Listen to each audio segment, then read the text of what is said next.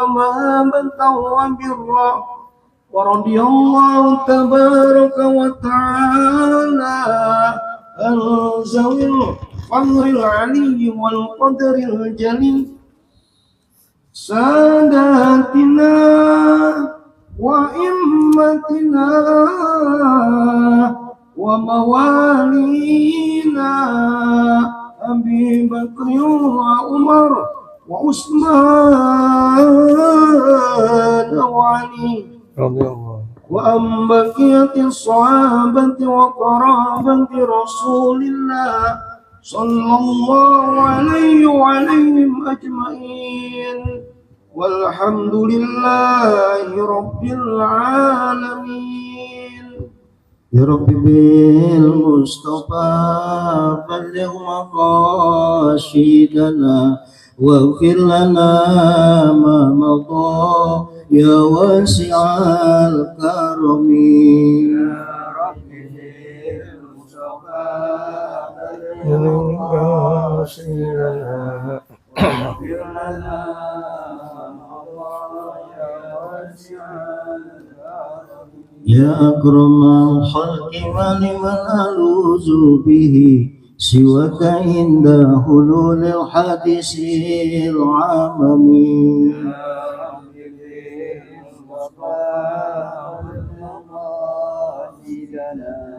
واغفر لنا ما مضى يا واسع الكرم.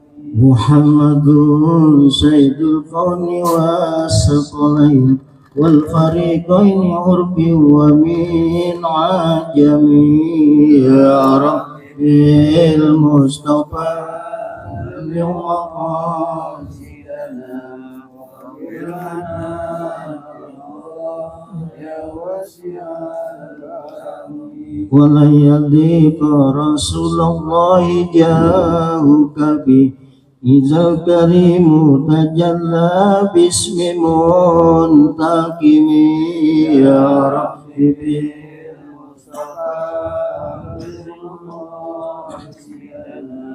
واغفر لنا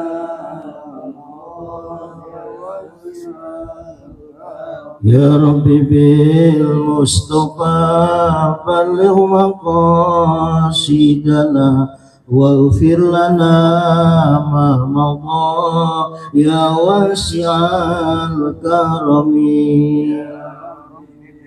مصطفى بلغ مقاصدنا واغفر لنا ما مضى يا واسع الكرم. اللهم صل وسلم وبارك عليه وعلى آله.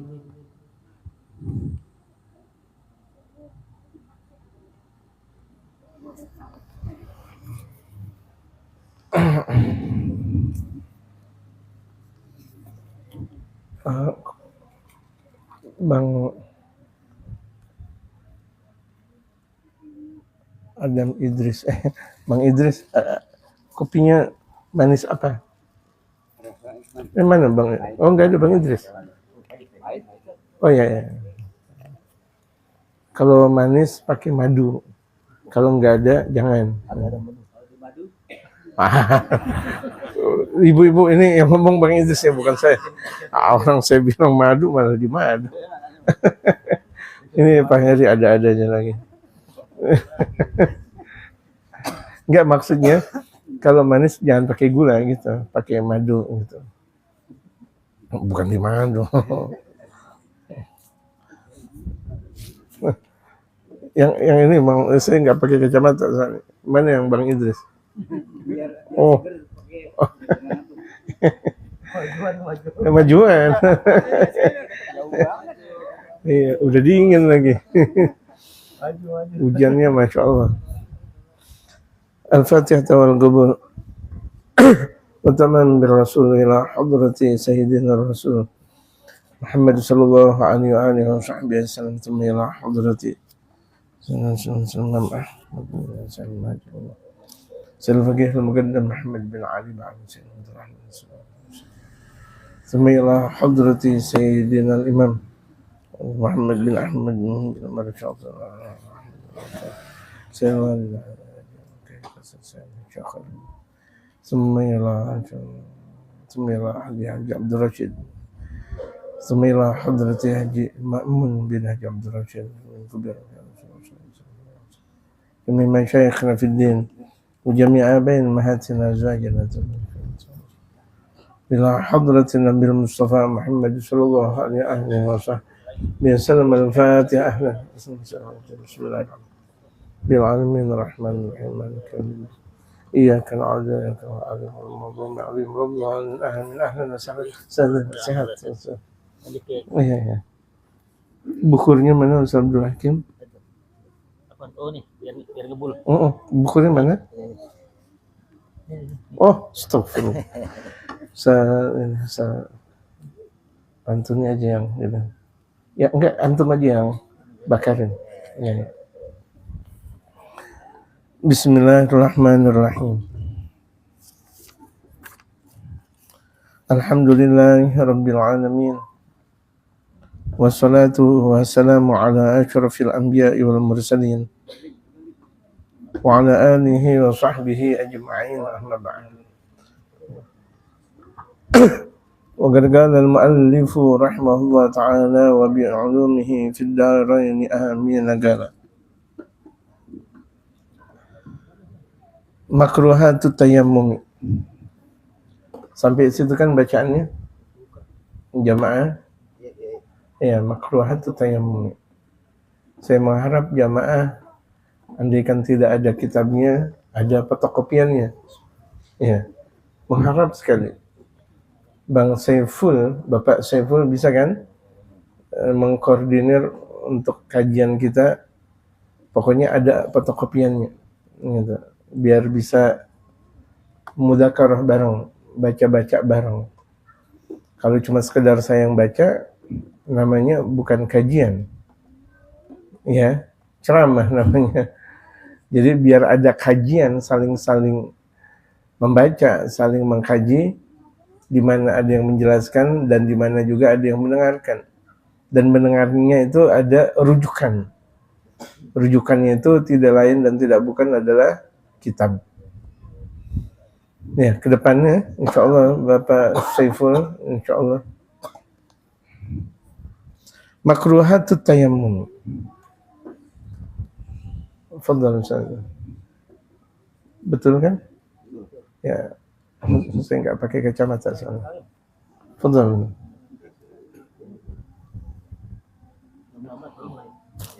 Belum telat, belum dibaca gitu. Fadhal. Sini Ustaz. Sini.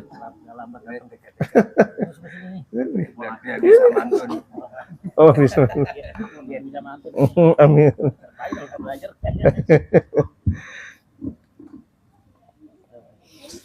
Bismillahirrahmanirrahim.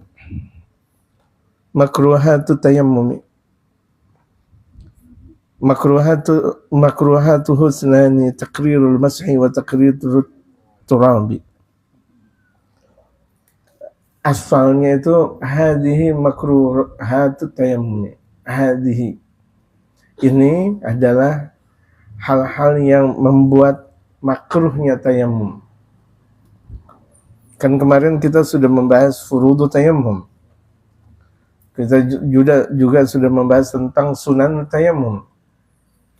Furudu tayammum, fardunya tayammum. Apa yang dikatakan fardu kita udah belajar.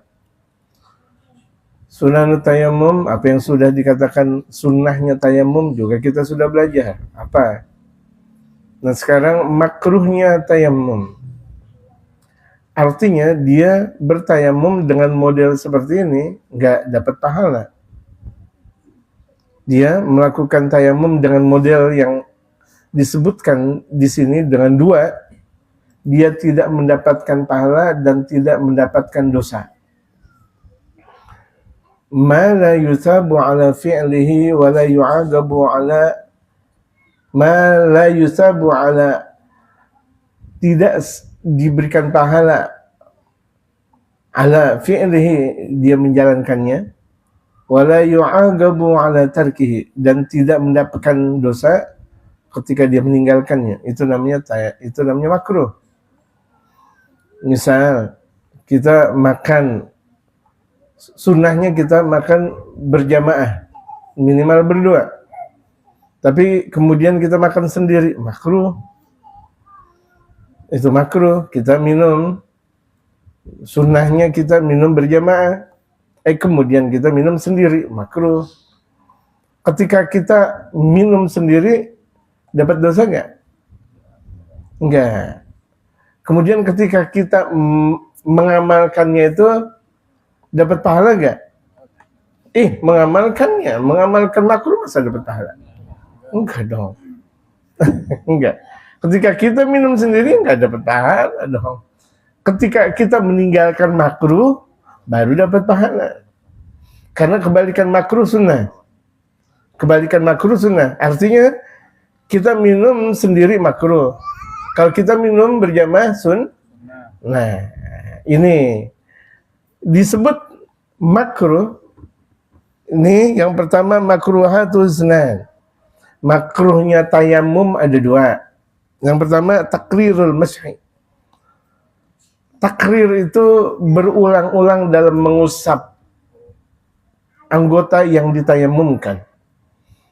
Dalam madzhab Imam Syafi'i, anggota yang wajib ditayamumkan dua. Muka dan tangan sampai siku. Sebagaimana wudu. Anggota yang wajib ditayamumkan menurut madzhab Imam Syafi'i.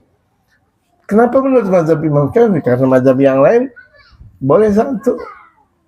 Bahkan kemarin kita membahas boleh juga tangan dulu, boleh kemudian baru muka. Itu. Kemarin kita sudah membahas. Nah, kita sekarang muka dulu baru tangan. Menurut mazhab siapa? Imam Syafi'i. Dan bahkan menurut mazhab kita anggota yang wajib ditayamumkan cuma dua. Muka dan tangan, tidak ada yang lain. Itu. Dan jumhur sepakat anggota yang diwajibkan untuk ditayamumkan muka dan tangan, tidak ada lagi. Kalau misalnya ada orang yang menyatakan kemudian kaki adalah anggota tayamum, ini banyak salah kaprah.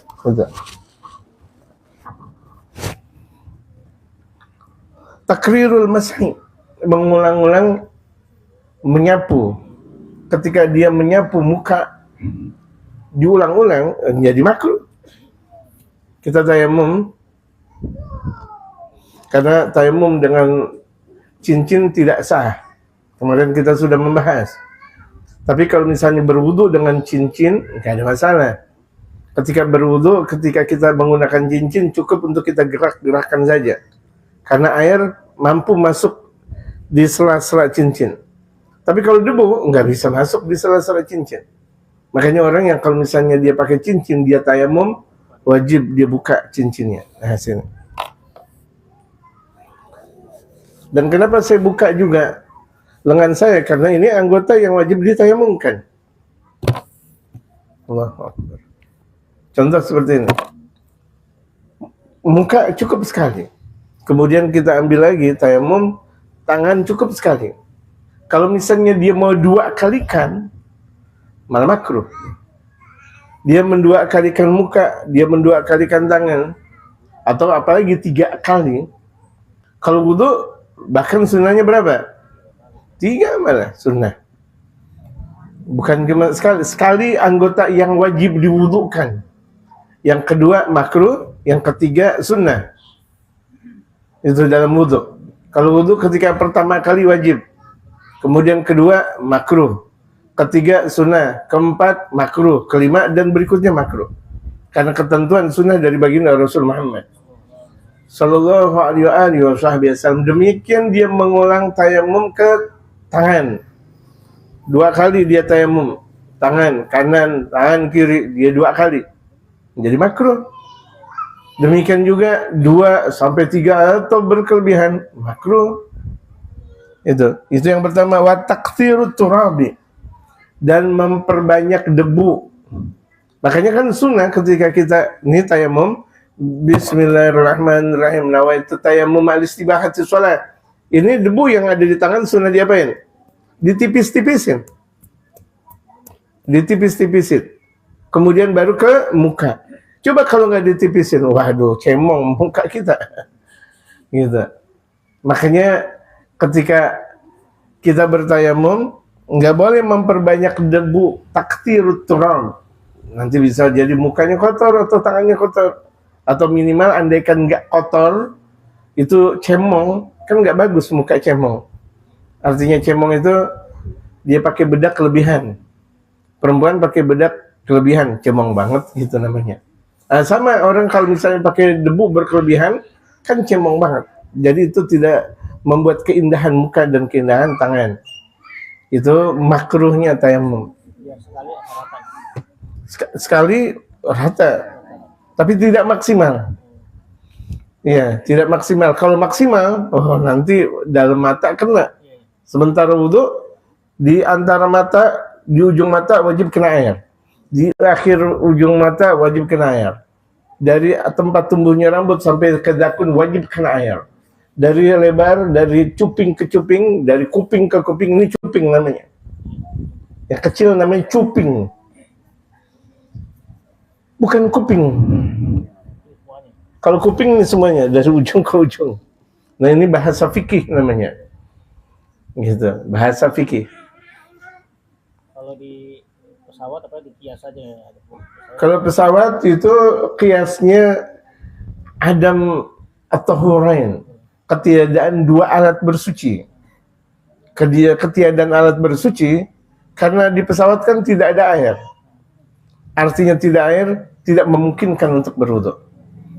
Ada mutrab, tidak ada debu. Berarti dia lihtiramil waqt, untuk menghormati waktu. Nanti ketika di tujuan dia wajib mengqadha. Sebagaimana dia berada di pesawat, berapa kali dia berada di pesawat dalam sholat-sholat fardunya, misalnya 5 kali, ya berarti nanti ketika di tempat tujuan mengqadha sholat. Untuk menghormati waktu saja ketika itu. Kecuali kalau dia tidak batal wudunya. Di pesawat dia tidak batal wudu. Paham gak jamaah?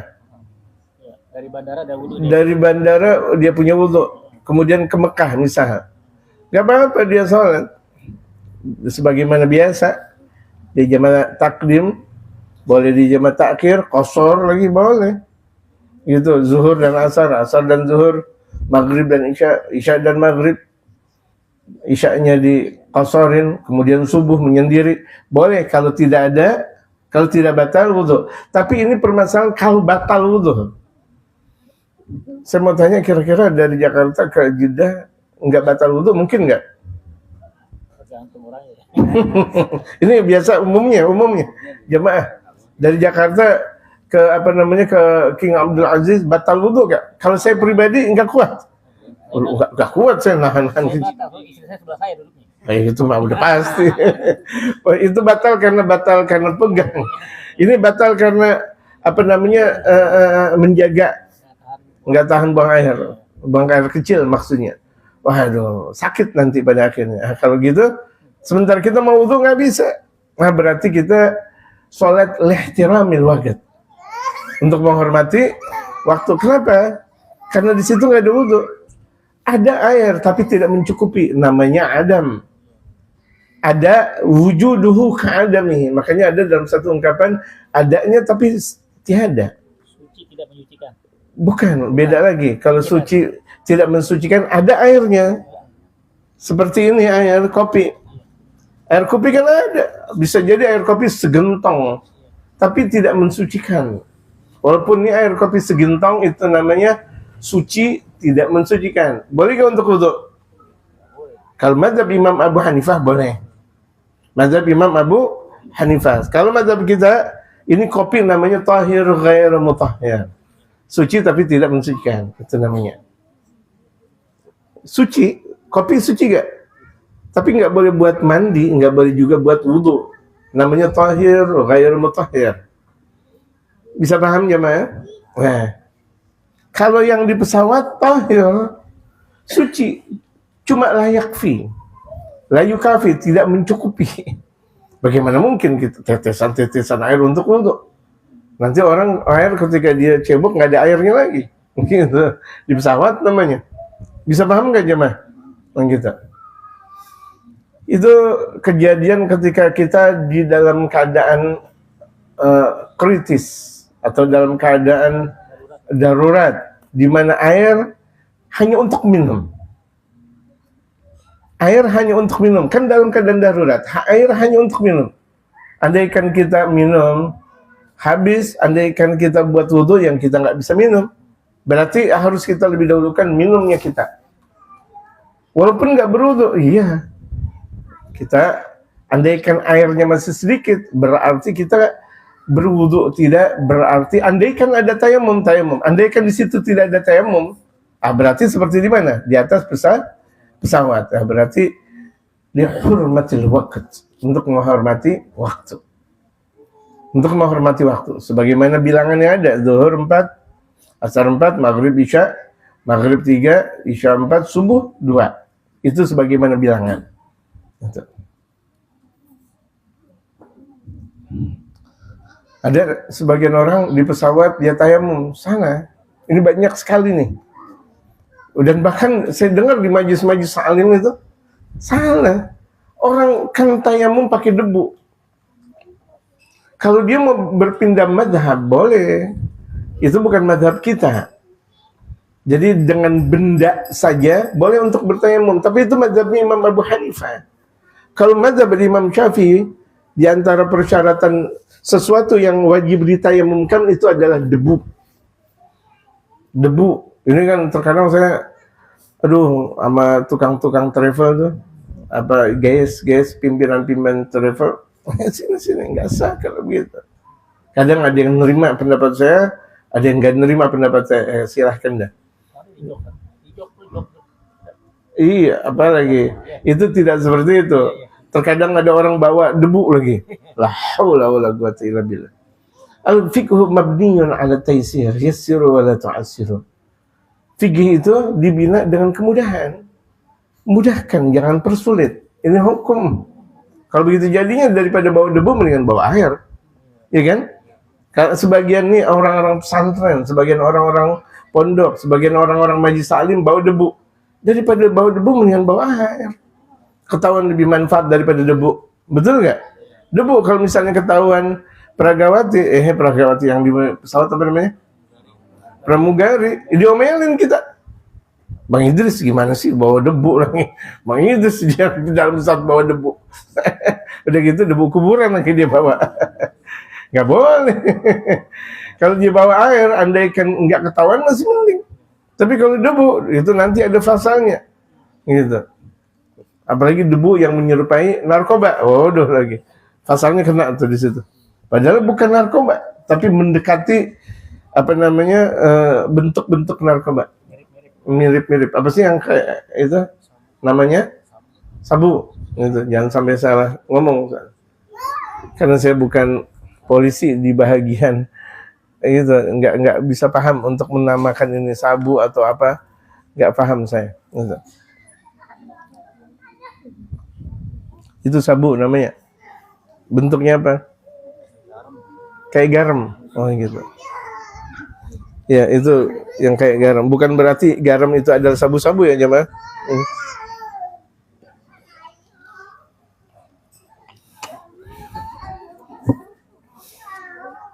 Ada juga pertanyaan tentang bagaimana dong orang yang punya mobil tapi nggak punya tempat lahan, nggak punya garasi. Itu di majelis ulama luar biasa. Kelihatannya kan sepele. Orang punya mobil tapi nggak punya garasi. Paham nggak jemaah? Kan zaman sekarang punya duit sedikit, beli tapi bayarnya sedikit-sedikit apa ya? Kredit. Kredit per bulan ada yang 4 juta. Padahal mah untuk beli kas saja nggak bisa. Dia kredit. Akhirnya tempat parkir dia nggak punya. Kalau misalnya kira-kira dia merusak jalan, dosa nggak jemaah? Ada zigzag terkadang. Masya Allah. Ini saya masuk aja tadi susah. Waduh, pikiran orang luar biasa. Mobilnya pada banyak tapi nggak punya garasi. Itu udah dibahas tuh di majelis ulama. Tapi saya nggak usah kasih tahu kepada jamaah ya. Nanti ngambek lagi sama saya. Fatwanya maksudnya. Ya, ada fatwanya sudah difatwakan. Haram. Dia punya mobil nggak punya garasi. Haram. Jalan umum. Emang mau ditaruh di mana? Orang dia nggak punya garasi. Sementara jalan umum punya siapa? Punya umum. Ini baru kan ditaruh di jalan umum. Kalau ditaruh di tanah dia namanya garasi juga, nggak ada masalah. Ditaruhnya di jalan umum. Sementara fungsi jalan umum ketika itu tidak dimanfaatkan oleh umum, berarti dimanfaatkan hanya untuk dia. Gitu, haram. Seperti kita nambahin rumah kita 1 jengkal, tahu-tahu 1 meter, masya Allah, haram.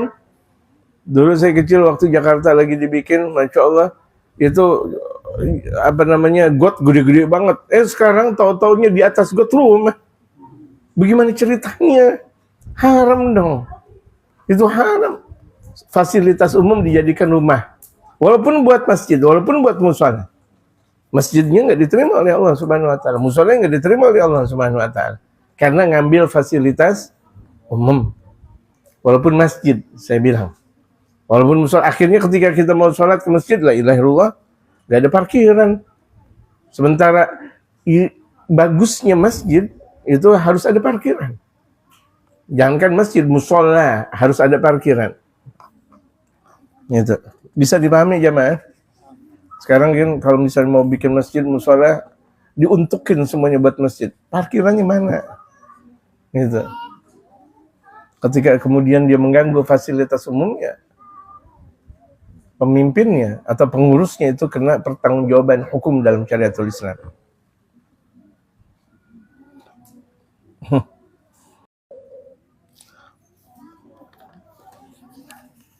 Kemudian mubtilatu tayammum panjangnya. Tubtilu at-tayammum yubtilu tayammum ma'tal wudu. Itu panjang itu. Ada waktu tamat.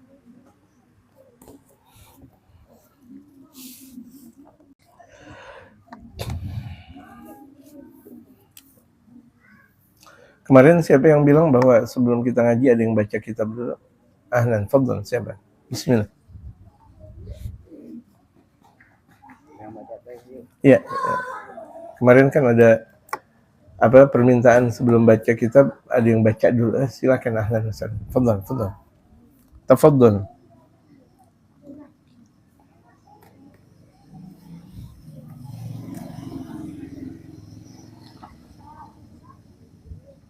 Ya, silakan. Kemarin kan ada ini kan, ada permintaan. Saya gembira sekali dengan permintaan seperti itu. Ayo, tafadhal. Enggak ada masalah. Benar. Alhamdulillah. Salah, ya namanya murid kan lagi belajar. Enggak ada masalah. Belajar 2 pahala. Iya, dapat pahala. Pulangnya juga baca. Iya, bismillah. Yang mana ini? Ustaz Abdul Hakim, wa yakunu. Halaman 26. Ya. Apa ya? Ada baris. Bismillahirrahmanirrahim. Wa yakunu hadzat tajdidi min khawasi hadhil ummah.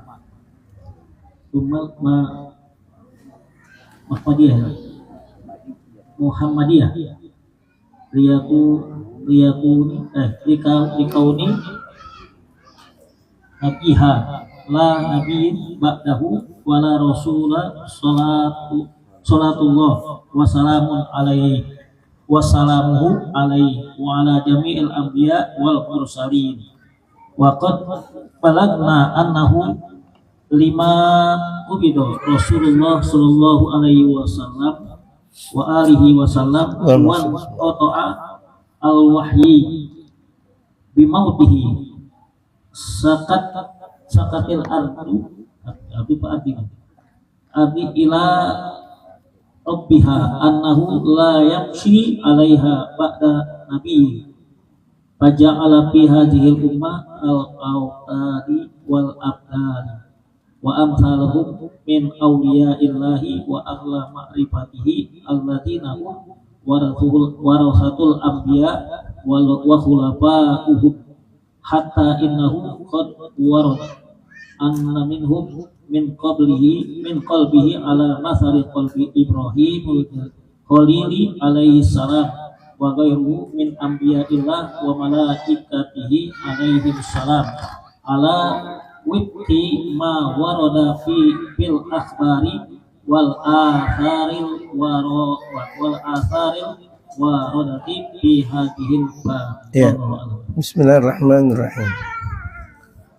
ويكون هذا تجديد من خواص هذه الأمة المحمدية. Permasalahan tajdid, reformer. Tajdid itu reformasi. Makanya orang banyak salah kaprah tentang reformasi. Reformasi itu agama, bukan negara. Sampai pada kemarin akhirnya reformasi. Reformasi apa? Oh, kenegaraan yang model seperti apa? Kalau misalnya mau reformasi negara, yang tadinya negaranya bukan Islam menjadi negara Islam, itu namanya reformasi. Itu.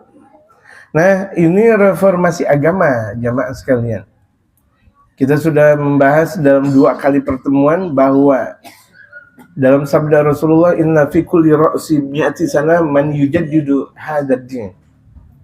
Sesungguhnya di setiap 100 tahun sekali ada orang yang mereformasi agama ini.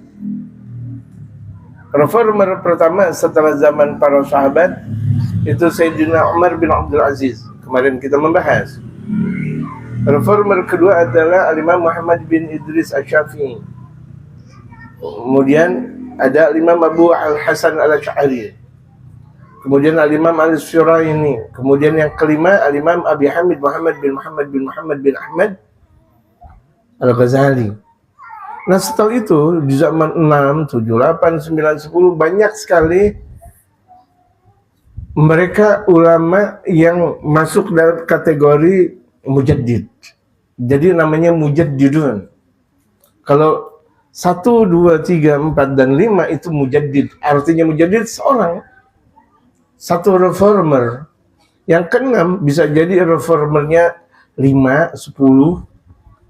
Kemudian yang ke-7 begitu juga. Sampai nanti di akhir zaman, reformer terakhir itu adalah Sayyidina Al-Imam Al-Mahdi. Al-Mahdi mujaddid akhir. Itu Al-Imam Al-Mahdi Al-Muntadhar. Itu di abad ke-12, mujaddidnya itu Al-Imam Abdullah bin Al-Haddad. Mujaddid yang ke-13 itu mujaddidnya itu Al-Imam Ali bin Muhammad bin Husain Al-Habsyi. Yang kalau di Indonesia sering baca kitab Maulid yang namanya Simtud Durar. Yang ke-14 ya kita berharap zaman Umayyah sekarang. Zaman Umayyah itu zaman di mana Al-Habib Umar, saya punya guru, itu berada dalam kekuasaan beliau, berada dalam keberkahan beliau. Kami mengharap itu beliau sebagai seorang mujaddid di abad ke-14 ini. Artinya siapapun yang menjabat sebagai seorang mujaddid itu pilihan Allah. Dan inilah seorang mujaddid yang mereformasi agama. Inna fi kulli ra'sin mi'ati sanah man yujaddidu hadzal din. Makanya orang-orang Banjar mengatakan, waduh, setelah Guru Zain ini nggak ada lagi kecuali nanti setelah 100 tahun. Ya kan? Sering kita dengar. Mereka para ulama-ulama Banjar, ulama-ulama Kalimantan menyatakan, waduh ini mah setelah 100 tahun lagi baru ada model kayak Guru Zaini. Karena mereka meyakini diantaranya Guru Zaini seorang mujaddid. Boleh-boleh saja. Ya, siapapun menurut pandangan yang pantas sebagai mujaddid, ya boleh-boleh saja.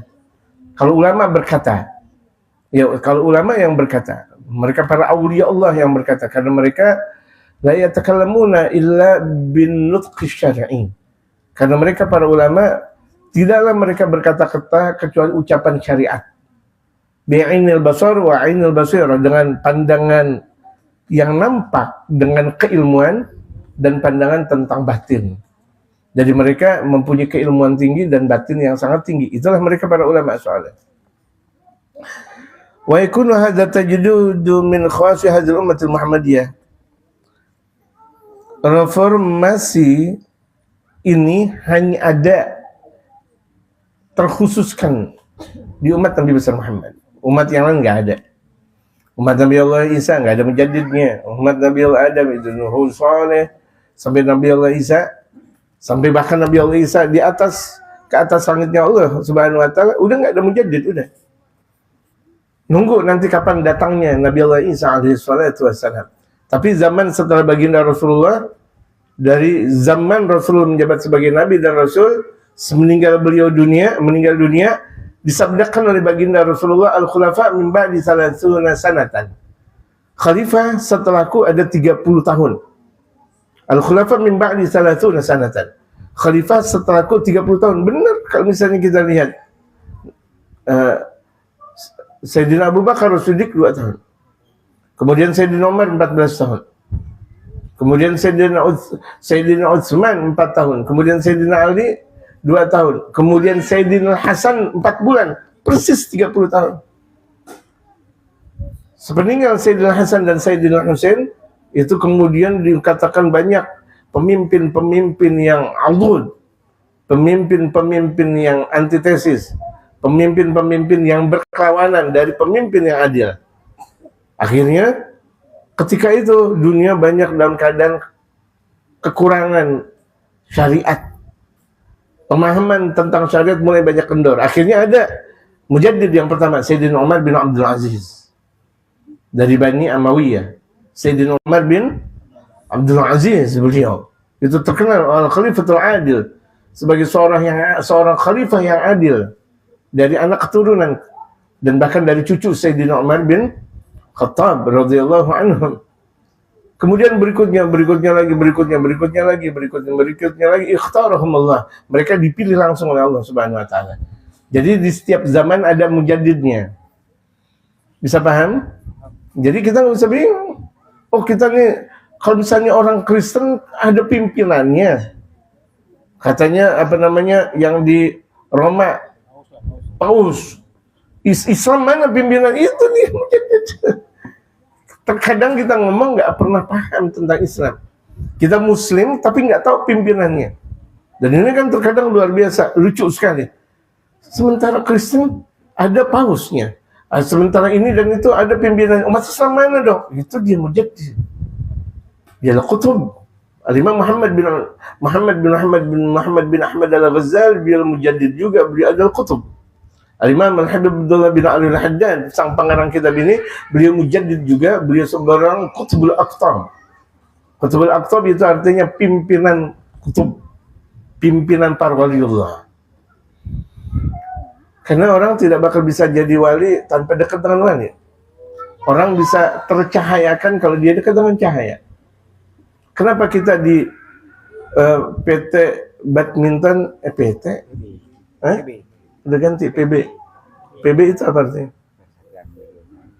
Persatuan? Oh iya, PB bukan PT. PB bulu tangkis apa? Abdul Hakim? Oh, Bineka. PB Abdul Hakim. PB Bineka. Orang yang dekat dengan PB Bineka dekat lampu. Kenapa? Di PB Bineka ada lampu. Coba kalau misalnya kita ke belakang, saya belum pernah ke belakang. Gelap nggak? Enggak. Terang juga. Saya ngelihat di belakang majelis dulu waktu terbuka gelap. Saya ngelihat dari kamar mandi itu kebun semuanya gimana terang? Oh, dibangun rumah. Oh, berarti udah lama saya nggak ke kamar mandi. Masya Allah. Kan dulu masih ada itu kan ada jendela. Saya ngeliat kebun semuanya. Ya udah. Berarti andai kan ke tempat gelap, salah sendiri. Kenapa engkau berada di tempat gelap? Ada tempat cahaya tapi engkau malah milih tempat gelap. Sama. Di orang yang dekat dengan wali tercerahkan dia. Tapi kalau misalnya dia jauh dari wali, ya udah gelap. Kehidupannya selalu gelap. Kalau dekat, kalau dia jauh dari waliullah, dia jauh dari mereka para ulama soalnya. Orang yang dekat dengan mujaddid beruntung. Orang yang dekat dengan mujaddid beruntung, tapi orang yang menjauh dengan mujaddid, walaupun dia punya keilmuan, masya Allah, tapi nggak menjadikan dia dekat dengan Allah. Biasa, luar biasa di Indonesia, memang masya Allah luar biasa. Ketika kita ngelihat di chatnya, ketika kita lihat di negara-negara pisahan dari Rusia, pecahan dari Rusia, yang menyambut beliau adalah presiden-presiden. Allahu Akbar. Kita di Indonesia yang menyambut Habib Umar gubernur paling tinggi, wali kota, camat, masya Allah, alhamdulillah. Tapi ketika kita ngelihat Habib Umar di ceknya, di bosnya dan sebagainya, yang menyambutnya adalah kepala negaranya langsung. Padahal Indonesia umat Islam terbanyak di dunia. Ada yang mengatakan sekarang Pakistan lebih banyak daripada Indonesia. Itu karena kebanyakan KB itu pada. KB akhirnya mupus. Umat Islamnya mupus, Cina-nya banyak, bengkak pada. Ya, jumlah orang Cina bengkak. Giliran jumlah umat Islam kropos, itu gara-gara tuh. Tadi saya katakan itu KB. Akhirnya berhasil KB umat Islam terkurangkan jumlahnya, orang kafir terbanyakkan jumlahnya. Kalah dengan Pakistan sekarang. Imam Khomeini nggak masuk. Imam Khomeini itu Syiah. Syiah itu sesat dan menyesatkan. Bagaimana disebut dengan ulama? Bagaimana disebut dengan imam kalau itu adalah sesat dan menyesatkan? Syiah itu sesat dan menyesatkan. Mau itu Syiah yang ada di Indonesia kah atau Syiah yang ada di luar negeri? Kenapa disebut dengan sesat? Di antara pemahaman mereka yang ada, mereka menyatakan bahwa sesungguhnya yang menjabat sebagai Nabi dan Rasul Sayyidina Ali bin Abi Thalib. La ilaha illallah Ali Rasulullah. Kafir. Karena kekuatan syariatul Islam, la ilaha illallah Muhammadur Rasulullah. Itu Allah salah kasih wahyu. Allahu Akbar. Ketika dinyatakan bahwa Allah kasih wahyu salah, orang yang tidak percaya dengan Allah kafir. Orang yang tidak percaya dengan Allah dikatakan pendusta, kafir mutlak. Ya kan? Nah, ini diantara masih banyak lagi. Apalagi nanti membahas tentang Isna Asyariyah dan banyak sekali pembahasan kacaunya itu Syiah. Jadi Syiah itu bukan Islam. Ya, Syiah itu bukan Islam. Walaupun mereka katanya sholat, coba lihat sholatnya mereka apakah sama dengan sholat yang di antara 4 mazhab yang ada? Kawinnya mereka apakah sama dengan kawinnya dalam 4 mazhab yang ada? Coba kita lihat. Bahkan terkadang kita lihat Ka'bahnya mereka membuat Ka'bah sendiri di Iran. Sementara permasalahan Ka'bah satu di dunia, hanya Ka'batullahil Haram. Sesatkah? Bukan sesat lagi, kafir. Bisa dipahami? Kalau udah dibilang kafir, mana mungkin disebut dengan imam? Kalau disebut dengan kafir, kan kafir, bukan namanya imam. Gitu. Walaupun mereka menyatakan muslim, silahkan menurut pemahaman mereka. Tapi pemahaman yang kita pahami bahwa muslim, la ilaha illallah Muhammadur Rasulullah Muhammad sallallahu alaihi wasallam. Sebagaimana yang telah diajarkan oleh guru-guru kita lihat pemahaman Al-Quran dan hadis. Jadi mujaddid atau tajdid, reformasi agama ini dikhususkan hanya umat Nabi besar Muhammad. Umat Nabi Allah Adam nggak ada mujaddidnya. Nabi Allah Adam itu sampai Nabi Allah Isa. Likauni nabiyha la nabiyya ba'dahu wa la rasulah salawatullah wa salamuhu alaih. Karena tentang permasalahan Nabi ini setelah Nabi besar Muhammad kan la nabiyya ba'dah, karena nggak ada Nabi setelah Nabi besar Muhammad. Tapi kalau misalnya setelah Nabi Allah Adam ada Nabi nggak? Ada. Idris ada. Nuh, Saleh ada. Bahkan dalam satu zaman bisa jadi bernabi-nabi. Nabi Allah Musa dan Nabi Allah Harun satu zaman. Nabi Allah Musa dengan Nabi Allah Harun satu zaman. Nabi Allah Sulaiman dan Nabi Allah Daud satu zaman. Jadi satu zaman banyak nabinya. Hanya Nabi besar Muhammad SAW satu zaman hanya satu nabi. Nanti sampai hari akhirat, sampai hari kiamat, Hanya satu nabi, nggak ada yang lainnya. Gitu. Makanya ada mujaddid. Gitu. Wala Rasulullah sallallahu wasallam alaihi, dan juga karena setelah Nabi besar Muhammad nggak ada nabi, nggak ada rasul. Beda dengan nabi sebelum Nabi besar Muhammad. Wa ala jamil anbiya wal mursalin, yang mereka semuanya itu Nabi besar Muhammad dan seluruh mereka para nabi dan rasul mendapatkan kasih sayang Allah Subhanahu wa taala. Wa qad balaghana annahu lamma qubida Rasulullah sallallahu alaihi wasallam wan qata'al wahyu bi mautih. Telah datang kepada kita kaum muslimin bahwa ada satu berita tatkala baginda Rasulullah sallallahu alaihi wasallam wafat dan terputus wahyu dengan meninggalnya. Nabi besar Muhammad meninggal, udah nggak ada wahyu lagi. Bahkan sebelum baginda Rasulullah wafat, 81 hari sebelum beliau wafat, itu namanya wahyu terakhir. Jumhur ulama mengatakan al-yauma akmaltu lakum dinakum wa atmamtu 'alaikum ni'mati wa raditu lakum al-islam madinah, itu wahyu terakhir. Dikatakan oleh jumhur ulama. Karena setelah 81 hari Nabi SAW wafat. Nggak ada wahyu berikutnya lagi, udah. Tidak ada wahyu berikutnya. Dikatakan oleh ahlu siyar wa jumhur ulama. Ketika baginda Rasulullah meninggal, syakatil ardu ila rabbiha, akhirnya tuh bumi mengadu kepada Allah. Ini bumi ngadu kepada Allah. Syakatil ardu ila rabbiha annahu la yamshi 'alaiha ba'dahu nabiyyun, bahwasanya setelah Nabi besar Muhammad, nabi enggak ada lagi di atas buminya. Ngadu, ya Allah, setelah Rasul Muhammad enggak ada nabi lagi di atas aku. Aku kan merindukan sosok seorang nabi, ya Allah. Ini bumi ngadu sama Allah. Faja'ala fi hadhil ummatil awtada wal abdala. Kemudian Allah jadikan untuk umat Nabi besar Muhammad, sepeninggal baginda Rasulullah, ada namanya awtad, ada namanya abdal. Awtad, abdal itu diantara kelompok waliullah. Berkerucut. Abdal itu 40. Banyak seperti ini. Awtad berkurang. Kutub 1 berkerucut. Ini paham gak jemaah? Ini 1 kutub. Awtad udah mulai banyak. Bisa 15.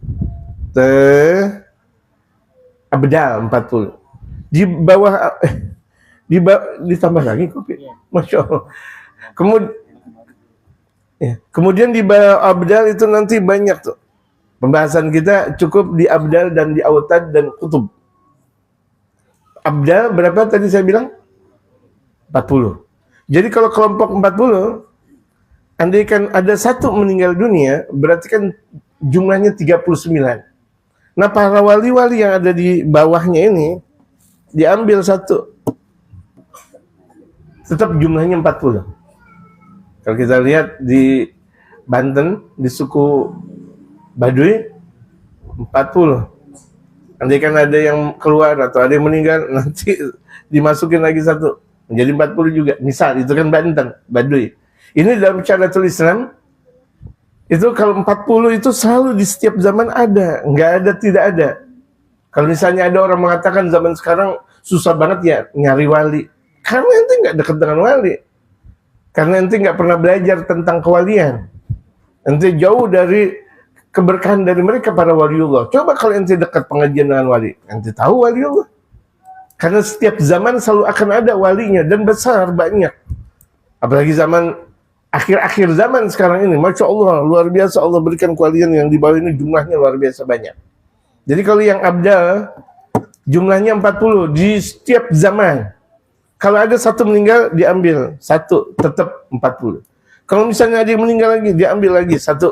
Ada 2 berarti ngambil 2. Dari mana? Dari jumlah wali yang ada di bawahnya. Nah, jumlah wali yang ada di bawahnya itu, ada misalnya wali di masing-masing negara, ada wali-wali di masing-masing tempat. Itu perwakilan-perwakilan yang ada. Misalnya perwakilan Asia berapa, perwakilan Eropa, banyak semuanya disebar oleh Allah Subhanahu wa taala. Karena umumnya abdal itu ada di sebagaimana hadis Rasulullah, banyak di Irak, banyak di Syam. Kemudian juga nanti di Autad, banyak di kalangan Yaman dan sebagainya.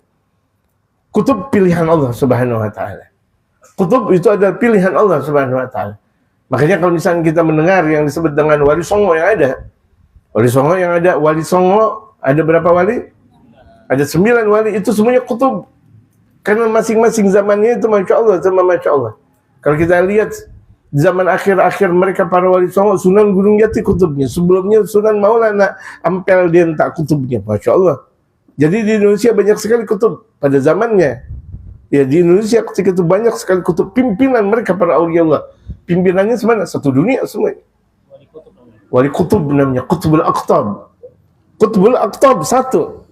Di bawahnya nanti ada yang timur, utara, selatan, barat, itu diantaranya dahulu Al-Imam Muhammad bin Idris Asy-Syafi'i.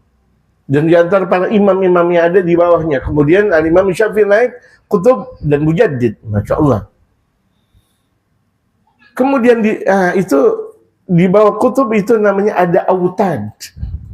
Yang jumlahnya dalam satu bumi itu dalam satu zaman ada 15-an orang kurang lebih. Itu guru, orang-orang tua dari guru kita Al-Habib Umar, itu orang-orang tuanya autad terus.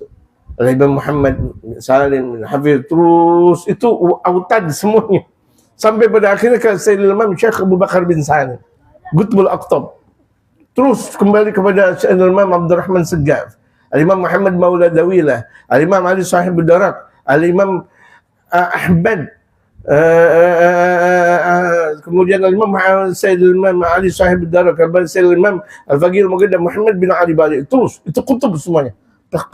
Kutub.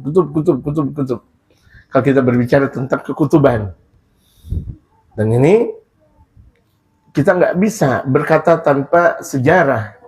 Dan ini sejarah sudah berlangsung. Dari mana kita tahu? Karena dari sejarah yang ada. Ibarat kita mau mengetahui tentang akar sejarah Indonesia, karena ada sejarahnya. Ada rangkaian sejarahnya. Demikian tentang rangkaian kutub, ada sejarahnya, ada keilmuannya. Nggak bisa orang mengada-ngada kutub gimana. Jadi ulama aja nggak bisa ke kutub. Nggak bisa orang cuma sekedar zikir kemudian jadi waliullah. Mustahil orang jadi waliullah cuma sekedar mengandalkan arti zikir. Walaupun dia bergelar seluruh jiwanya. Mungkin jadi orang saleh, tapi untuk jadi wali belum tentu. Wali itu adalah pilihan Allah Subhanahu wa taala. Gitu. Bisa paham jemaah? Kemudian Allah menjadikan di muka bumi ini untuk baginda Rasulullah umatnya ada namanya autad dan abdal. Kenapa disebut autad dulu? Karena lebih tinggi daripada abdal. Di atasnya abdal, di atasnya autad apa namanya? Tadi saya bilang ini kutub ujung. Kemudian abdal, ini autad, ini abdal. Berarti ujungnya autad apa? Kutub. Wa amsalu min awliyaillah ta'ala, dan perumpamaan mereka di antara para waliullah. Ini kita lagi bicara tentang wali ini. Diam aja dulu kalau bicara tentang wali. Ya. Kalau kita berbicara tentang wali, nggak bisa diukur dengan akal pikiran. Sebagaimana ketika kita berbicara tentang Isra dan Mi'raj, nggak bisa diukur dengan pikiran kita. Subhanalladzi asra bi'abdihi lailan minal masjidil harami ila masjidil aqsa alladzi barakna haulahu linuriyahu min ayatina innahu wasamiul basir. Itu semuanya nggak bisa dipahami dengan akal pikiran, nggak mungkin. Itu terjadi dengan kekuatan iman kita kepada Allah Subhanahu wa taala. Demikian juga pembahasan tentang wali. Mana mungkin wali di satu sisi, di sana ada, di sini ada. Dia cuma memikirkan tentang akal pikiran dia. Padahal udah ada di dalam Al-Quranul Karim kejadian Sayyidatuna Maryam, ibunda Nabi Allah Isa alaihi salatu wassalam. Ketika mau makan kebingungan. Akhirnya Allah Subhanahu wa taala turunkan makanan yang datang dari surga. Ini kejadian, ya kan? Ketika Nabi Allah Isa ditanya, ini siapa? Nabi Isa dalam keadaan bayi. Mana ada bayi kemudian langsung berkata, langsung ngomong. Disebut dengan ini Abdullah. Kemudian didustakan oleh mereka. Dikatakan ini Ibnullah. Yang sesungguhnya ini Abdullah, aku adalah hambanya Allah. Kemudian dipelintir oleh mereka, ini ibnullah. Sesungguhnya aku itu adalah anaknya Allah. Di alam dunia anak bayi yang bisa berkata-kata selain Nabi besar Muhammad sallallahu alaihi wasallam, ya Allah Isa, Imam Juraj namanya, waliullah. Di masa kecilnya udah bisa berkata-kata. Nabi besar Muhammad, Nabi Allah Isa alaihi salatu wasallam, dan Al-Imam Juraj namanya. Gitu. Apakah enggak percaya? Firman Allah Subhanahu wa taala. Ashabul Kahfi itu mereka para awliya Allah. Bukan Nabi dan Rasul. Allah berikan tentang contohnya di surah Al-Kahf. Panjang lebar 350 tahun mereka hidup. Maksudnya 350 tahun mereka tinggal di gua dan kemudian ditidurkan oleh Allah Subhanahu wa taala. Hum warasatul anbiya wa khulafa'uhum. Dan mereka ahlu ma'rifatnya Allah Subhanahu wa taala, yang mengenal Allah. Mereka adalah ahli waris para nabi dan khalifah-khalifahnya para nabi. Jadi khalifahnya para nabi adalah waliullah. Bukan orang biasa. Khalifahnya para nabi dan rasul itu adalah para waliullah. Makanya para wali, para ulama ini sebagai kekuatan bumi. Laulahum ladukdikatil ardu was sama'. Andaikan tidak ada mereka, hancurlah bumi dan langit. Kalau sudah tidak ada waliullah, sudah tidak ada ulama, ladukdikatil ardu was sama', maka langit dan bumi hancur. Kiamat. Makanya nanti kiamat di mana wali, para ulama udah meninggal dunia dan kaum muslimin sudah meninggal dunia. Yang ada adalah orang kafir. Di mana bumi tidak ada musliminnya, yang ada kafir, sebentar lagi kiamat. Gitu. Hatta innahu qad warada, sampai pada akhirnya ada dalam hadis, anna minhum man qalbuhu ala misli qalbi Ibrahim al-Khalil alaihi salam, bahwa ada di antara waliullah hatinya itu seperti hatinya Nabi Ibrahim. Adakah? Ada. Di setiap zaman kah? Di setiap zaman. Hatinya seperti Nabi Allah Ibrahim. Rahmah, sayang, cinta. Ada tuh waliullah yang seperti Nabi Allah Ibrahim. Wa khairu min anbiya'illah, dan lainnya di kalangan para nabi. Makanya Al-Imam Al-Faqih Al-Muqaddam, Al-Imam Sayyid Al-Imam Abdurrahman Segaf, itu mereka punya anak. Itu seperti Sayyid Al-Imam Umar Mahdar, Al-Imam Abu Bakar As-Sakran, dan mereka para anak-anak Sayyid Al-Imam Abdurrahman Segaf. Beliau menyatakan, nih anakku Abu Bakar seperti ini keadaannya, Umar keadaannya seperti ini. Saking kuatnya mereka para awliya Allah, mempunyai derajat seperti derajat mereka para nabi dan rasul. Dalam sabda Rasulullah, ulama ummati kambia bani Israel. Ulama umatku, ini Rasul bersabda, ulama umatku derajatnya seperti para nabinya Israel. Ulama umatku derajatnya seperti nabinya kalangan Israel. Saking tingginya wali, ulama, umat baginda Rasul Muhammad. Tidak lain dan tidak bukan karena berkahnya dari Nabi besar Muhammad sallallahu alaihi wasallam. Allahu akbar. Wa ghairu min anbiya'illah wa malaikatihi alaihi wassalam, dan lainnya para nabi, para malaikat. Ada yang hatinya seperti para nabi, ada yang hatinya seperti malaikat. Ini ulama-ulamanya Rasulullah.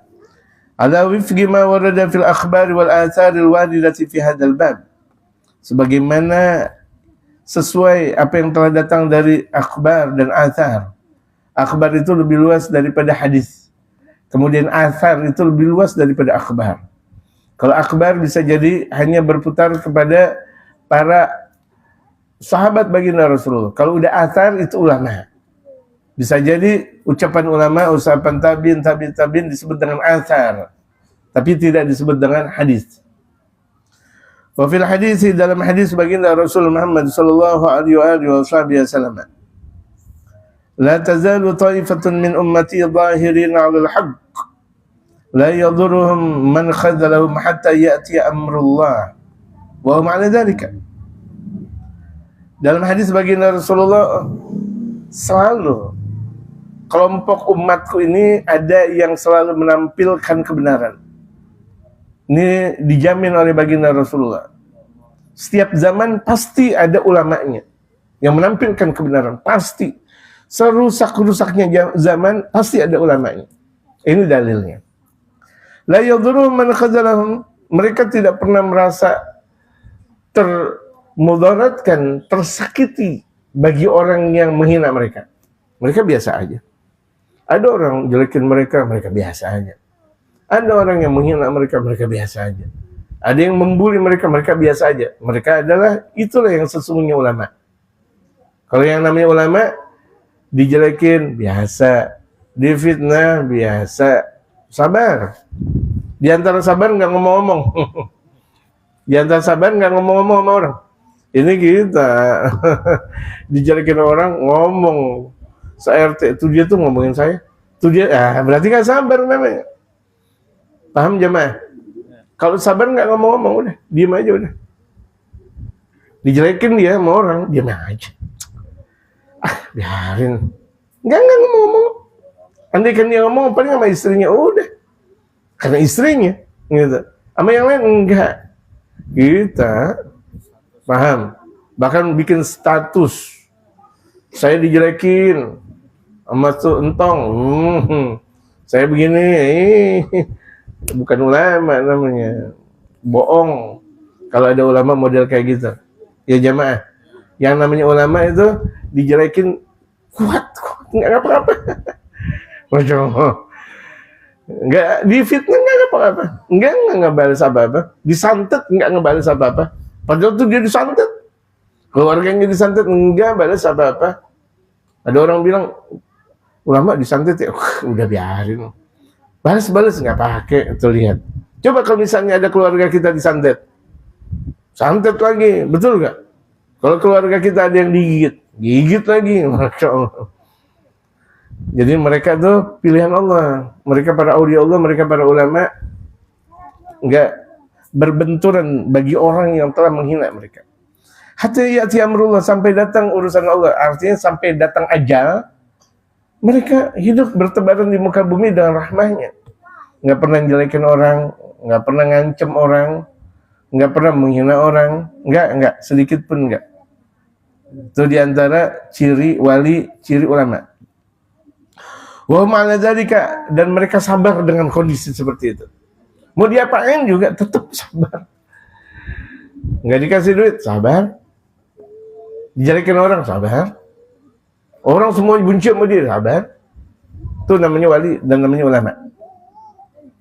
Wa fihi la yajidanna ibnu Maryam gamman min ummati hum mislu hawari. La yajidanna ibnu Maryam. Anaknya si Maryam bakal berjumpa. Siapa anaknya Sayyidatuna Maryam? Nabi Allah Isa. Bingung jemaah. Kan anaknya Sayyidatuna Maryam cuma satu. Siapa? Nabi Allah Isa. Jangan bingung. Akan berjumpa anaknya si Maryam. Nah, ini kan yang ngomong Rasulullah. Kalau kita bilang Sayyidatuna Maryam, beradab dong. Kan ini yang ngomong Rasulullah. Nanti anaknya si Maryam bakal berjumpa. Kalau kita mau nerjemahin, Nabi Allah Isa, anaknya Maryam bakal berjumpa satu kaum di umatku. Nah, kan Rasulullah yang bersabda, di umatku. Hum mislu hawariyi. Ketika mereka nanti dijumpai oleh Nabi Allah Isa seperti kaum Hawariyun. Galal Hawariyun nahnu ansarullah. Mereka Hawariyun itu adalah murid-murid setia Nabi Allah Isa. Hawariyun itu adalah murid setia, ada 11 orang. Murid setia Nabi Allah Isa. Ketika Nabi Allah Isa turun dari atas langit, itu turun pertama kali di Masjid Manaratul Bayda, Menara Putih di Syam, yang sekarang namanya Masjid Umar bin Abdul Aziz atau Masjid Amawiyah. Salat subuh bareng dengan Imam Al-Mahdi. Nabi Allah Isa turun dari atas langit, kemudian Imam Mahdi udah ada di Masjid Bani Umayyah. Gitu. Kemudian salat subuh berjamaah, qamat. Allahu Akbar, Allahu Akbar, asyhadu an la ilaha illallah, qamat. Imam Mahdi tidak berani untuk menjadi imam. Akhirnya Nabi Allah Isa menyatakan, ya Mahdi, engkau berhak sebagai imam. Karena ini adalah syariatnya Rasulullah, sementara aku bakal mengikuti syariatnya Rasulullah Muhammad SAW. Taqaddam anta, maju engkau menjadi sebagai imam. Akhirnya Imam Mahdi menjabat sebagai imam subuh bersamaan dengan Nabi Allah Isa. Ini di akhir zaman kelak. Nanti di akhir zaman kelak berjumpanya Nabi Allah Isa di Manaratul Bayda, di menara putih. Itu tempatnya di Syam. Kalau jamaah mau ketemu Nabi Allah Isa dan Imam Mahdi, tungguin di sana. Tungguin di sana. Nanti tahu-tahu kita meninggal duluan. Gak, artinya ini sabda baginda Rasul Muhammad sallallahu alaihi wasallam. Di Manaratul Bayda namanya, di menara putih. Masjid sekarang disebut dengan Masjid Amawiyah. Amawiyah itu berkuasa 80 tahun. Peninggal sahabat Rasulullah 30 tahun. Kemudian yang berkuasa, yang menjadi sebagai sultan Islam ketika itu adalah Bani Amawiyah. Kemudian setelahnya Bani Abbasiyah. 600 tahun panjang Bani Abbasiyah. Nah, dari Bani Abbasiyah terlahir di zamannya itu Imam Abu Hanifah, Imam Malik, Imam Muhammad bin Syafi'i, Imam Ahmad bin Hanbal, dan sebagainya. Itu. Ada di zaman Imam Al-Ghazali, Imam Abdul Qadir Al-Jilani, Imam Abdul Hasan Al-Syar'i, banyak sekali di zaman-zaman tersebut. Wa fi kalam Amirul Mu'minin Ali radhiyallahu anhu, Allahumma la takhlul ardh min ga'imin laka bihujjatin imma zahirun masyhur au khamilun maghhur ila akhir ma ruwiya anhu. Dalam kalam Sayyidina Amirul Mu'minin Ali bin Abi Thalib, itu beliau berdoa, ya Allah, jangan engkau biarkan bumi ini dari orang yang menjalankan titah syariat engkau dengan hujah, ya Allah. Artinya selalu di Mekah bumi ini harus ada ulamanya, ya Allah. Ini doa dia, antara doa Sayyidina Imam Amirul Mu'minin Ali bin Abi Thalib. Imam zahirun masyhur, baik ulama yang terkenal, au khamilun maghhur, atau ulama yang tidak terkenal. Khamil maghhur namanya mastur. Karena ada ulama masyhur, ada ulama mastur. Ulama masyhur yang ulama yang terkenal. Bukan berarti ulama masyhur lebih tinggi daripada ulama mastur. Belum tentu. Ulama yang terkenal, Masya Allah, kemudian derajatnya di sisi Allah lebih tinggi. Belum tentu. Bisa jadi keberkahan ulama yang terkenal gara-gara ulama yang tidak terkenal. Ulama yang biasanya cuma sekedar nyapu. Wali ini cuma nyapu doang, bersihin jalanan doang. Tapi hatinya kayak Rasulullah Muhammad. Hatinya seperti Sayyidina Ibrahim, Sayyidina Musa, Sayyidina Ali, Sayyidina Nuh, Sayyidina Isa alaihi salatu wassalam, seperti para nabi dan rasul hatinya. Mereka terkadang santai, hidup cuma ngajar, bisa jadi ngajar muridnya paling puluhan orang atau ratusan orang. Justru bisa jadi derajatnya lebih tinggi daripada ulama yang majlisnya ratusan majlis, atau bahkan bisa jadi jamaahnya jutaan. Tadi kita udah belajar berapa banyak ulama yang terkenal mendapatkan berkah dengan ulama yang tidak terkenal. Yang namanya terkenal namanya masyhur. Yang tidak terkenal namanya mastur. Mastur itu tidak terkenal. Rupa-rupanya wali, Allah Akbar. Ada ini wali Allah dari zaman Ki Abdul Hamid Pasuruan Jawa Timur. Ada orang silaturahim sama Mbah Hamid. Ente mau tahu wali gak? Kata Mbah Hamid. Mau Mbah. Coba nanti ente ke Kendal, ente datang ke pasar. Di situ ada namanya Fulan bin Fulan. Kelihatannya sih kayak orang gila, tapi dia wali. Datang tuh orang, kata Mbah Hamid. Datang orang langsung ke Kendal Jawa Tengah. Dicari di pasar Kendal. Karena memang nggak terkenal dengan kalian. Nah, namanya kan mastur, saya bilang tidak terkenal. Tapi sehari-harinya emang apik dia, syariatnya luar biasa, sunnah Rasulullahnya luar biasa, nyapu di jalanan. Kalau menurut kita, ya Allah orang nyapu, padahal orang nyapu berkah gak? Jalanan, sepanjang jalanan disapuin, ada beling, ada apa namanya tuh, paku dan sebagainya, pahala gak? Kita nggak paham ke situ tuh. Pahalanya besar, Masya Allah. Dibersihin lagi. Akhirnya tuh ada orang ngomong, habis ketemu Mbah Hamid, sini, fulan. Ente wali ya? Waduh. Saya bongkar kewalian saya. Kata nih orang, Mbah Hamid, kurang ajar nih Mbah Hamid. Wali sama wali, nggak ada masalah. Kurang ajar Hamid. Udah dah, kalau begitu jadinya, Anda minta sama Allah biar cepat meninggal. Nggak lama meninggal. Ketahuan bahwa dirinya waliullah. Padahal dia udah tutup biar nggak ketahuan bahwa dirinya waliullah. Dibongkar juga sama Ki Abdul Hamid. Dan di antara yang membongkar kewalian Ki Zaini Martapura, Ki Zaini Martapura yang haulnya bahkan di antara haul terbesar di Indonesia, sampai jutaan orang, Masya Allah, dibongkar sama Ki Abdul Hamid. Nanti mau tahu nggak walinya Kalimantan? Siapa? Tuh Zaini, Masya Allah. Pada waktu itu masih muda Guru Zaini, itu kutubnya Kalimantan nih, kata Mbah Hamid, Masya Allah. Jadi berapa banyak wali ini, maksudnya nih, saya mau bicara tentang kewalian, berapa banyak wali yang masyhur, yang terkenal, berkahnya gara-gara yang mastur, yang tidak terkenal.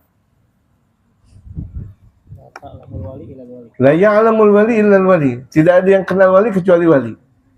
Kecuali nanti pada akhirnya beritanya tersebar. Seperti Guru Zaini kenal wali, ya semua orang udah kenal. Bukan berarti kemudian yang kenal wali cuma wali, satu sosok dengan satu sosok. Tapi kalau udah dikenal oleh masyarakat, ya jadilah wali. Itu maksudnya. Ini artinya orang tidak tahu ini wali adalah wali. Kita ada di mana, di kereta. Misal, ini orangnya apik. Yang lain deket-deketan sama perempuan. Kalau dulu kan kereta dempet-dempetan. Ini wali, ini orang enggak. Bahkan tuh Masya Allah, nggak punya duit kelihatannya, nggak pernah nyolong, nggak pernah apa, nggak pernah minta-minta. Siapa sesungguhnya? Kemudian turun di stasiun, ada orang ngikutin. Orangnya sih penampilannya biasa saja. Waktunya sholat, giliran sedekah emang nggak punya duit, bagaimana mau sedekah? Tapi nggak pernah nyolong, nggak pernah ngambil duit orang. Open, baik sama orang, misi Pak, Assalamualaikum Pak, mohon maaf Pak, Masya Allah. Terkenal bahwa dirinya adalah waliullah, terbongkar ketika ada seseorang yang mengenal bahwa dirinya adalah wali, kemudian tahu, oh ini adalah wali. Masya Allah. Di Tarim Hadramaut ada satu masjid namanya Jami' Tarim. Ada seorang waliullah di depan pintu sambil bawa tasbih. Dia pegang tasbih. Ada orang masuk ke masjid, wali.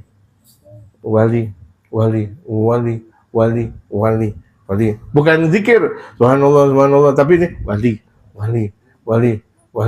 wali. Giliran ada orang penampilannya seperti orang miskin. Waduh. Tasbihnya terhenti. Wali gak ya? Waduh, terhenti nih tasbih. Wali gak ya? Yang wali pertama, kedua pakai imamah, jubah, gamis, zahirnya sunnah Rasulullah, kemudian batinnya juga sunnah Rasulullah. Makanya tercium bau indah, bau wangi. Giliran orang miskin, saya jadi ragu ya. Ini wali atau enggak? Itu orang miskin bilang, ana minhum. Tahu gak? Ana masuk dalam kelompok tersebut. Wah, langsung terjang, Allahu Akbar. Dengar nih orang, nam anta wali. Sebut lagi, nama anta wali. Wali. Saking banyaknya waliullah di Tarim. Nah itu dah disebut dengan la ya'riful wali illal wali. Tidak tahu seorang wali kecuali memang dia wali. Tidak tahu dia rasa nikmatnya kopi kecuali pecinta kopi. Betul nggak? Orang kalau nggak tahu tentang rasa nikmatnya kopi, pecinta kopi, dia nggak paham tentang cita rasa kopi. Nggak mungkin dia tahu tentang cita rasa kopi. Entah itu Robusta kah, entah itu Americanus, Bulgarios atau apa namanya, atau Arabios dan sebagainya, iya kan? Ya kan Pak Heri? Kalau dia nggak pecinta kopi, Masya Allah ini Pak Heri pecinta kopi, Masya Allah. Betul nggak Pak Heri? Nah, jadi tidak ada orang kenal kopi kecuali pecinta, tidak ada orang jadi orang wali kecuali dia adalah wali Allah.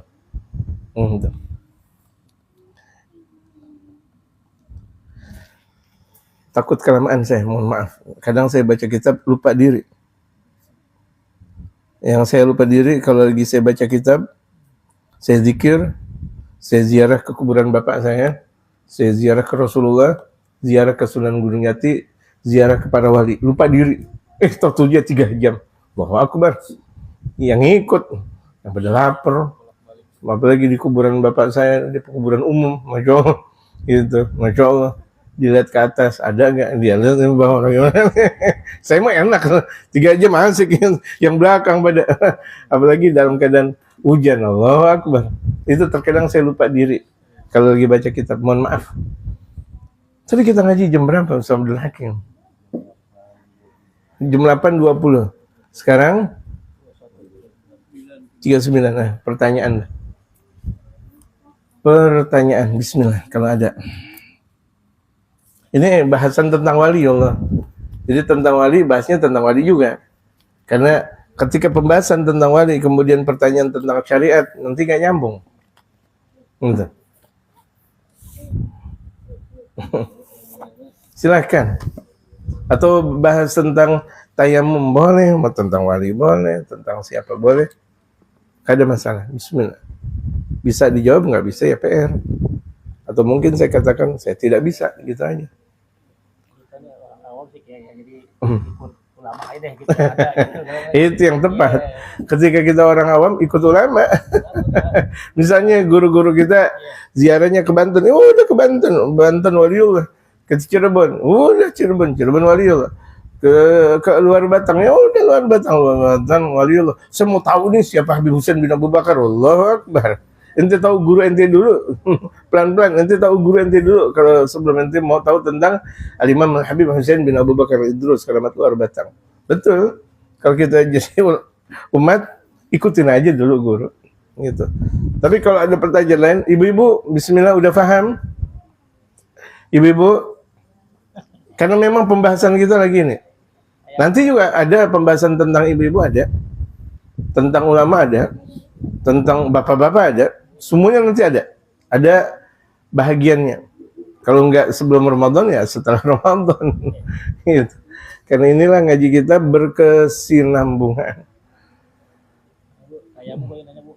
Boleh mau tanya-tanya, mau bicara tentang wali, ulama dan sebagainya, silakan. Kalau ada, kalau tidak ada, enggak ada masalah.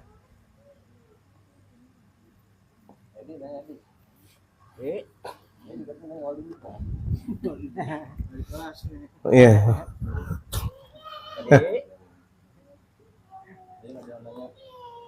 Walhasil di bumi pertiwi kita banyaknya waliullah. Semakin banyaknya wali, negeri semakin berkah.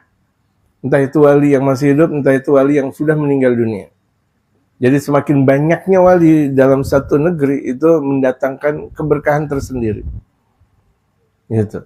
Makanya di antara kampung kita di sini ada Mbah sini Mbah Sahib itu.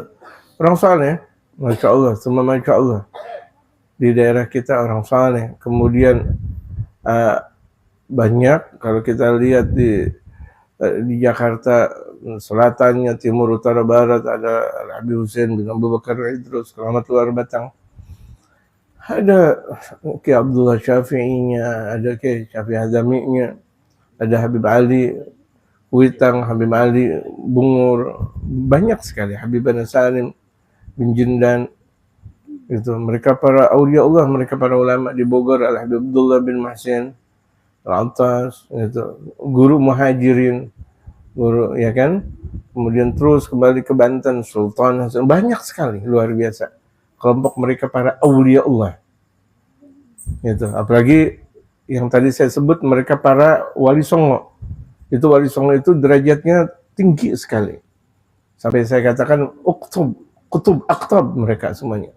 Makanya wajar di setiap zaman ke zaman berikutnya tidak sedikit peziarah. Saking berkahnya. Semakin tinggi derajat seseorang di sisi Allah, semakin Allah tampakkan nilai karamahnya di sisi orang lain. Jadi semakin tinggi derajatnya di sisi Allah Subhanahu wa taala, semakin Allah berikan karamah kepada orang yang pecinta dengan beliau. Makanya kita dianjurkan, kenapa? Ziarah lagi, ziarah. Ya ini Masya Allah, saya ingat ziarah orang tua kita, Ustaz Haji Ma'mun, setelah ziarah ke Keramat Luar Batang, Masya Allah. Nggak lama, padahal dalam hari itu kan, ziarah ke Keramat Luar Batang, Al-Habib Hussein, cuma dikasih makan doang. Maksudnya bukan dikasih makan pada waktunya, sholat, siang hari, nggak lama Allah mudahkan. Allah mudahkan berjumpa dengannya. Itu diantara syafaat yang Allah Subhanahu wa taala berikan kepada orang tua kita, almarhum Haji Ma'mun. Betul gak jamaah? Gak pakai sakit, gak pakai apa semuanya. Orang tua saya seminggu sebelum beliau meninggal dunia itu ziarah ke Syekh Syarif Hidayatullah, mandi sana sini. Biasanya saya siram cuma 7, 9. Ini orang tua saya bisa sekali pemandian bisa puluhan. Tapi saya juga girang, ada semangat mandiin lagi. Orang tua saya juga dimandiin lagi. Keramat gitu. Air keramat atau sumur keramat. Dulu almarhum Haji Ma'mun pun ikut waktu itu. Waktu terakhir bapak saya meninggal, Haji Ma'mun ikut gak? Enggak ya? Enggak, tapi sebelumnya itu mandi itu Masya Allah, mandi. Biasanya orang tua saya naik ke atas ke Sunan Gunung Jati agak sedikit sakit dadanya, ini naik ke atas, Masya Allah, ziarah banyaknya luar biasa. Seminggu setelahnya Allah mau berjumpa dengannya, Allah kasih kemudahan, Masya Allah. Itu berkah ziarah mereka para aulia Allah. Kalau itu kita ziarah kepada waliullah diterima oleh Allah, bagaimana kita ziarah kepada guru kita? Ini terkadang ada orang salah kaprah nih, ziarah sama wali tapi guru enggak diziarahin. Salah. Siapa yang nyampein kita ke wali kecuali guru? Siapa yang nyampein kita ke wali kecuali guru? Ini banyak orang salah kaprah. Ada orang ziarah aja udah langsung, kalau hajat. Tapi lah dengan gurunya, enggak ngomong, enggak apa. Ya, itu diibarat salawatul batra, salawat yang enggak tembus, terputus. Jadi jangan guru dulu. Ada orang ini, saya mau ziarah Wali Songo nih, saya nggak ziarah ke orang gurunya. Dia punya orang tua nggak dideketin, kasih mau Ramadan urusan, ya kasih apa namanya rengginang, tapi jangan rengginang kongguan kayak ibaratnya. Setiap hari rengginang, udah makan rengginang kongguan. Guru datengin, orang tua datengin. Habis itu mau ziarah, mau ke seluruh pelosok para waliullah, mustajab itu namanya. Makanya berapa banyak orang ziarah dengan kekuatan ziarah, tapi dia ngambil kuncinya. Kuncinya itu adalah orang tua dan gurunya. Orang tua dan gurunya itu adalah kunci. Berapa banyak orang ziarah walaupun ke Semenanjung Malaya nggak diterima sama Allah. Kenapa? Karena dia tidak tahu etika ziarah. Etika ziarah adalah orang tua dan gurunya. Ziarahin dulu. Masih hidup atau udah meninggal dunia, ziarahin dulu. Baru kemudian setelah itu baru ke para aulia Allah. Ada orang ziarah ke Sunan Gunung Jati. Ini runtutan sejarah. Mau percaya, nggak percaya nggak ada masalah. Ini adalah sejarah. Ketika orang ziarah ke Sunan Gunung Jati, orang Jakarta rupa-rupanya, kedatangan dia Sunan Gunung Jati. Ente dari mana? Ini saking bersihnya dia punya hati berjumpa dengan Sunan Gunung Jati. Sunan Gunung Jati bertanya, ente dari mana? Jakarta. Ente udah ziarah belum keluar Batang? Belum, ente ziarah dulu. Ente ziarah dulu ke keluar Batang. Ada orang kemudian ziarah ke Sunan Bonang, Maulana Makhdum Ibrahim. Ketika ziarah ke Sunan Bonang, hadir Sunan Bonang dan bahkan berkata kepada orang tersebut, saking bersih hatinya, ente ziarah ya? Udah ziarah ke Sunan Gunung Jati belum? Belum. Ente kan dari arah Sunan Gunung Jati. Kenapa ente tahu ziarah kan? Enggak, ente balik dulu ke Sunan Gunung Jati. Masya Allah. Balik, udah dari Jawa Timur, balik lagi kemana? Jawa Barat. Allah. Jadi ziarah juga ada etikanya. Kita ziarah waliullah. Jangan tahu-tahu kita tirakat aja nih tempat ziarah. Orang tua nggak dikasih es krim, orang tua nggak dikasih kongguan, gitu. Uli tapi ulinya dikasih, gitu. Dodol, orang guru kita juga datengin. Jauh guru kita lah, wali yang ada di timur diziarahi, guru yang dekat cuma beda kampung doang diziarahi, lucu aja. Itu diantara najahuz ziarah, diantara keberhasilan ziarah. Kenapa banyak orang ziarah-ziarah kemudian tidak berhasil? Itu karena dia tidak tembus dengan kuncinya. Kalau makanya semuanya ada pintu. Miftahul jannah la ilaha illallah. Miftahul jannah adalah la ilaha illallah Muhammadur Rasulullah. Kuncinya surga adalah la ilaha illallah Muhammadur Rasulullah. Bagaimana orang masuk surga tanpa la ilaha illallah? Itu adalah miftahul jannah. Ya, zaman sekalian tanggal 24 besok duluan acara di Sulma Jami atau di sini sih? Ingat, ente nggak datang, anda nggak datang.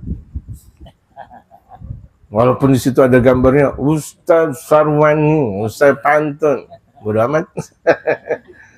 Ente nggak datang, anda nggak datang. Ada izin sekarang nih. Iya, sekarang izin nih. 24 ke Guci. Iya. Atau ke rumah teman. Rumah teman aneh-aneh doang. Oh, jangan ngajak-ngajak. Enggak. Oh iya, kalau nggak apa-apa. Enggak muat mobil lagi. Oh, sian banget. Mana, Bang Idris? Nggak usah ngambek ya. Ingat nih, Ustaz Sarwani nggak apa-apa, satu aja satu. Yang izin satu, namanya izin sekolah masuk semuanya. Gitu. Yang namanya izin dalam satu sekolah itu satu aja udah. Nggak boleh semuanya. Masuk semuanya ngirim surat. Nggak ada sekolah namanya. Itu kan duluan Sulma Jami. Ente Bang Rudi, ente nggak datang. Pokoknya kalau gimana ya. Pokoknya jamaah yang laki yang perempuan nggak apa-apa. Kali-kali Ustaz Abdul Hakim nggak apa-apa kan, kali-kali kayak gini saya ngomong nggak apa-apa kan. Ini namanya ngundang. Ente nggak datang nih tanggal 24, anda nggak datang berikutnya. Nah,